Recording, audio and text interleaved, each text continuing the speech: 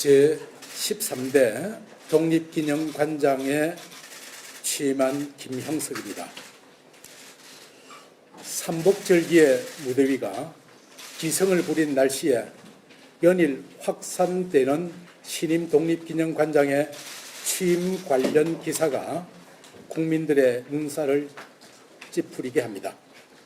제 기억으로 독립기념관장이 이렇게 화제의 중심에 섰던 적은 이제까지 한 번도 없었던 것 같습니다.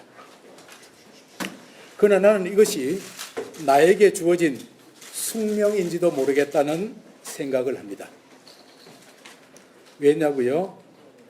나의 출생지는 전라남도 여수에 있던 제36 육군병원입니다.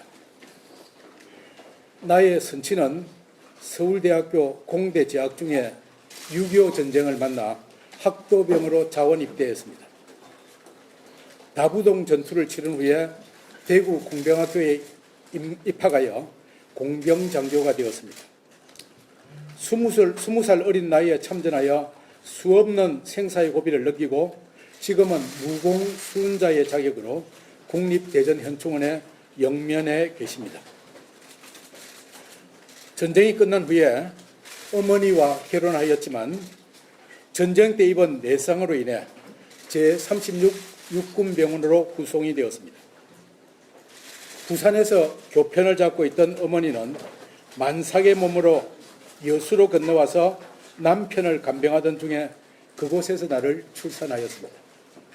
이것이 경상도 부모 밑에서 태어나서 경상도에서 자란 나의 출생지가 전라도가 된 사연입니다. 이 이야기는 나의 블로그인 김형석의 역사산책에 어느 서울대생 학도병의 이야기라는 제목으로 수록되어져 있습니다. 우리 집안의 전쟁 이야기는 여기서 그치지 않습니다. 제가 대학 4학년으로 ROTC 학군단의 훈련을 받고 있던 1976년 여름 강원도 원주에 있는 36사단에서 군사훈련을 받고 있었습니다. 그때도 지금 파리올림픽처럼 몬트리올 올림픽에서 양정모 선수가 해방 이후 첫 금메달을 딴 소식으로 인해 온 국민이 열광하던 때였습니다. 그때 판문점 도끼 만행 사건이 일어났습니다.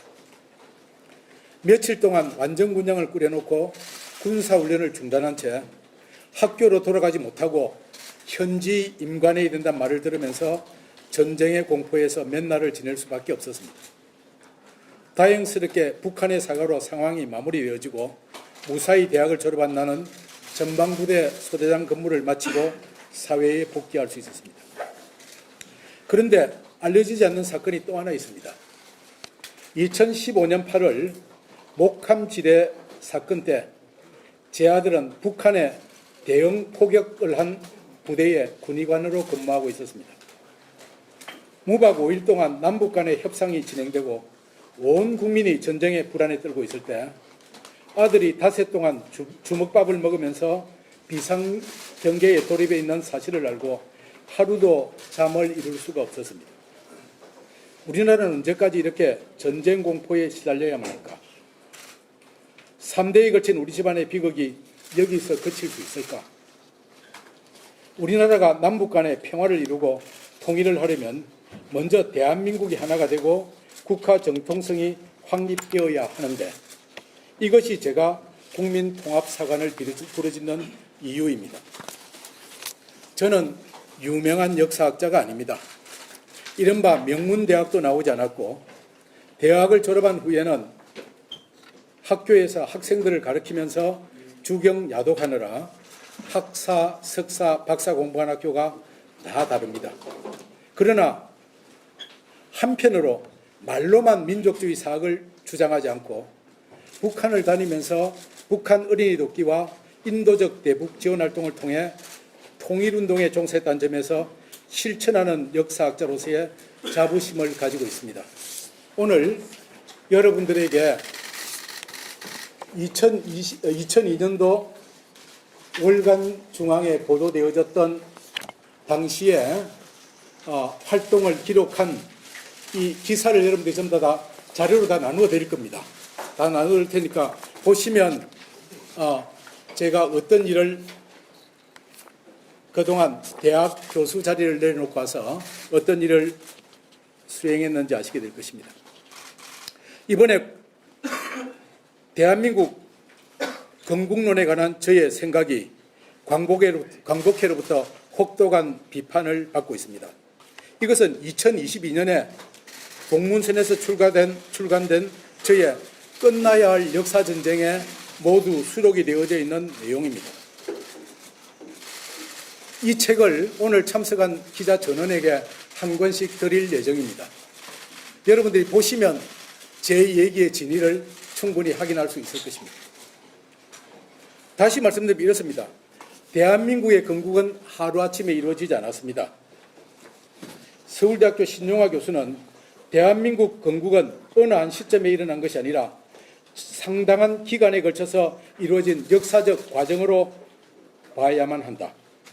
1919년 상해 임시정부로부터 시작되어 1948년 정부 수립으로 완성되었다고 주장을 합니다. 이것이 바로 저의 견해이고 저의 입장은 신용화 교수와 동일하다고 하는 것을 이 책 속에서 자세히 설명을 해놓고 있습니다.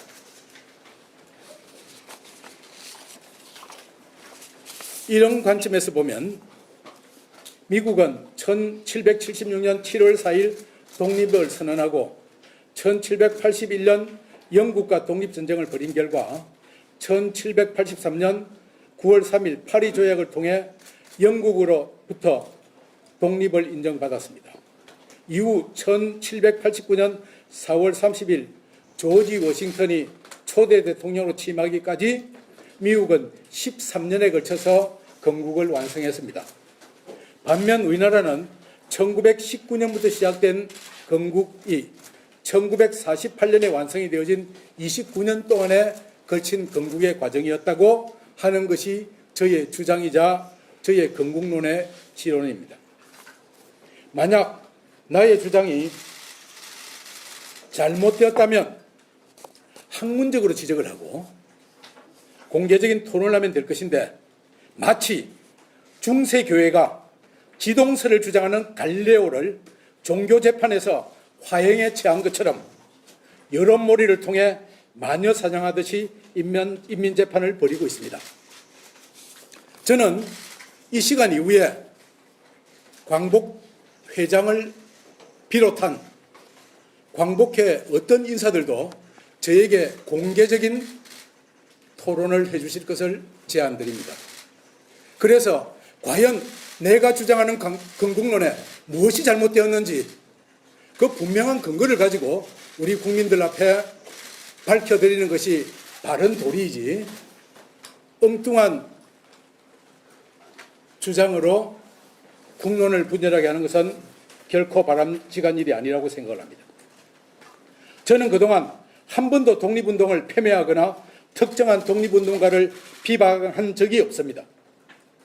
수많은 강령과 수백 편의 글을 통해서 독립정신을 선양하는 일에 앞장서 왔습니다.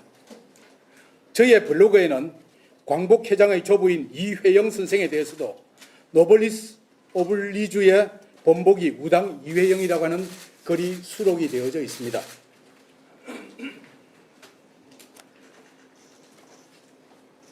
저는 독립운동가를 폄훼하고 일제강점기의 식민지배를 옹호하며 일본의 식민지 지배를 정당화하는 의미로 말한 뉴라이트가 아닙니다.